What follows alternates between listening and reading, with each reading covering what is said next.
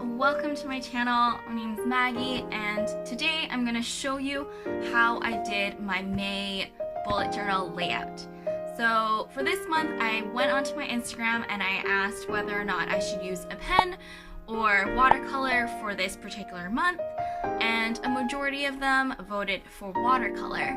And so on a side note, if you aren't following me on Instagram, check it out.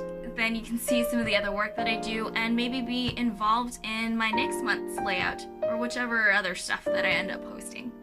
And so this month I decided to do with the watercolor is transparent flowers slash plants.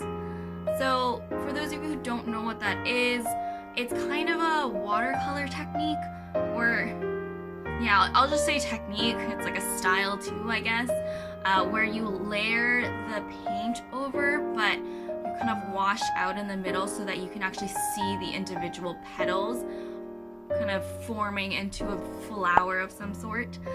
That's probably not the best way to explain it, but if you are interested in knowing what it is, because showing is believing, or if you want to learn how to do it, then keep on watching. For my cover page, I decided to do the most complicated flower I could think of and do a variation of a chrysanthemum. The first thing you might have noticed is that this isn't directly painted into my bullet journal, which the other pages are.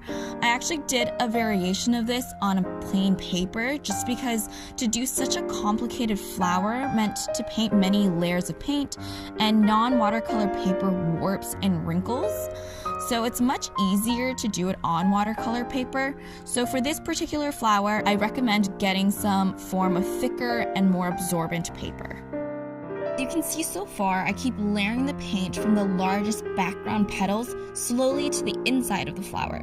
You might also notice that a blow dryer makes its appearance between each layer. This is because to do the transparent look, each layer of paint has to be dried first before applying the next one to create a better effect.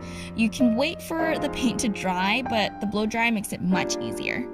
The most effective way I found to do the petals are laying each of the petals fully down with super wet and diluted watercolor paint first, then using the paintbrush to absorb and push the watercolor to the edge of the petals to create a harder line. And then I'd go in with just plain water into the middle of the petal to further dilute and lighten the inside of the petals. Really helpful for me to have a huge batch of diluted watercolor already, so I didn't have to worry about the lightness of each petal, and I had a small batch of less diluted paint so I can darken the edges. After the petals are done, I went in to darken the center part of the flower. In here at the end with a super fine brush to show the petal outlines better. One thing I wish was that my paper was completely flat. My watercolor paper here has ridges and lines, so you can actually see this causes some of the paint to blur and spread weirdly, which kind of creates a fuzzy look. Also, from time to time, you'll see a watch because I was trying to film this in one sitting and show how long it takes, but that didn't really happen, so you'll see it pop in and out. This, I just did a simple May on the front with my Tombow. This here is my monthly page where I like to write down all of the big events for this upcoming month. I don't even know if these are the right leaves for these flowers, but whatever, it works.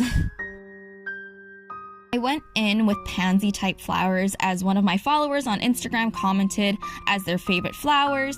The paints that I have aren't super bright or vibrant as I would like, but it does do the trick. Leave me a comment for watercolor recommendations because these ones are the ones I've had since I was in middle school and I dug it up recently to play with. Petals of these flowers, I just tried to keep a similar shape and layer them together. I'd paint down the first layer and then think about which ones go on top afterwards. The petals were really fun, and actually I found for these ones the best is to paint a few and let the paint sit for a bit before wiping off the excess to create the darker edge. Actually, I lied. The leaves were much more fun to do. I drew them in and painted on the leaves that don't overlap before going over it again. I found that because there aren't many leaves that it doesn't really matter how dark your paint is as long as it's a little light, and you'll still have the overlapping effect with each of the leaves. I do the same thing here where I paint on several leaves before absorbing the excess. As with the previous page, I went in with a thinner brush and sharpened the outlines and even darkened the paint for the petals and leaves that are overlapped. I'm really happy with the way the leaves look after this step and actually went in to do the details of the leaves as well.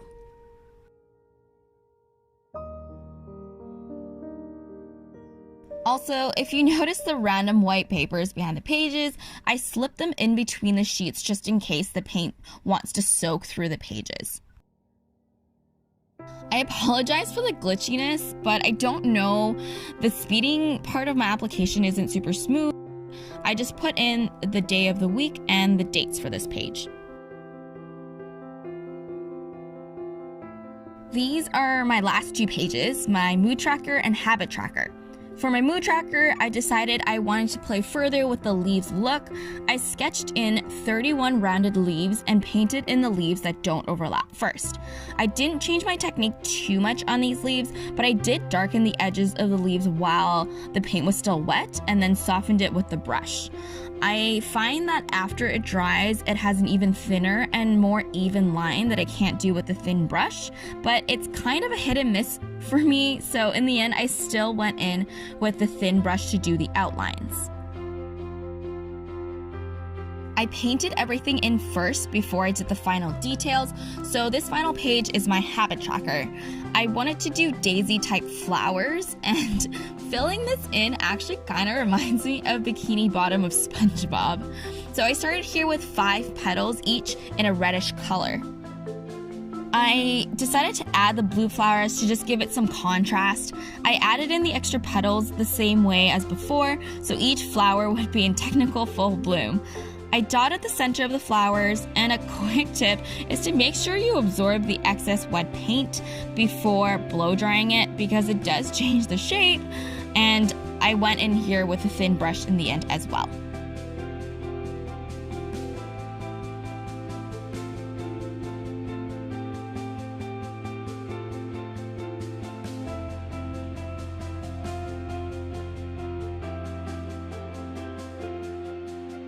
I didn't end up doing the blue ones because I think if I were to do it again, I would do something different, as in a different design. Even though I'm pretty happy with the end product, it's just a little boring. And as you can see, I also end up adding leaves into it to just make it more like a wallpaper effect in the end. I had to come up with an unique way of tracking my mood since these petals are painted in and they were leaves. So I ended up thinking of different ways that leaves were filled in, so different patterns that will help enhance the leaves and overall look after the month is done. Here, I'm tracking 6 major things right now: my business, my bullet journal, aka my Instagram, my spending, my blog, that is actually a new project with my friend, and if you're curious about visiting or living in Vancouver, the link is in the description. I also track my reading and my morning and night routines. I found that I used the tracker before with too many things, and it didn't really matter / aren't really habits I wanted to track or cultivate. At the same time, this might be a little too simple, so we'll see next month of what it will look like. So here is my May layout. I hope you like it. Okay, so that's it for me today. I hope you enjoyed it and that you learned something. Leave in the comments below if you have any more questions or suggestions for whatever I post next. So this is a new channel, so I'd really appreciate it if you subscribe or follow me on Instagram at handwrittendoodles, and I'll see y'all later. Bye!